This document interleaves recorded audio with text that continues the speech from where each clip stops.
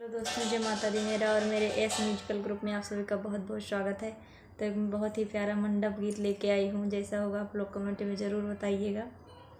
भैया टूटे ना पानी के धार, बयार बहे मंडप में। भैया टूटे ना पानी के धार, बयार बहे मंडप में।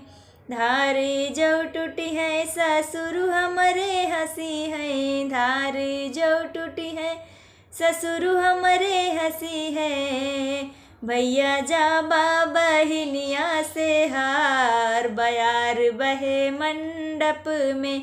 भैया जाबा बहिनिया से हार, बयार बहे मंडप में। भैया टूटे ना पानी के धार, बयार बहे मंडप में। भैया टूटे ना पानी के धार, बयार बहे मंडप में।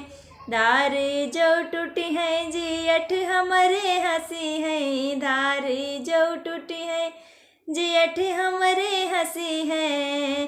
भैया जाबा बहिनिया से हार, बयार बहे मंडप में। भैया जाबा बहिनिया से हार, बयार बहे मंडप में। भैया टूटे ना पानी के धार, बयार बहे मंडप में। भैया टूटे ना पानी के धार, बयार बहे मंडप में। धार जो टूटी है देवर हमरे हंसी है, धार जो टूटी है देवर हमरे हंसी है।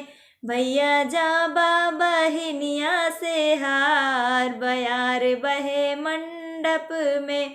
भैया जाबा बहिनिया से हार, बयार बहे मंडप में। भैया टूटे ना पानी के धार, बयार बहे मंडप में। भैया टूटे ना पानी के धार, बयार बहे मंडप में।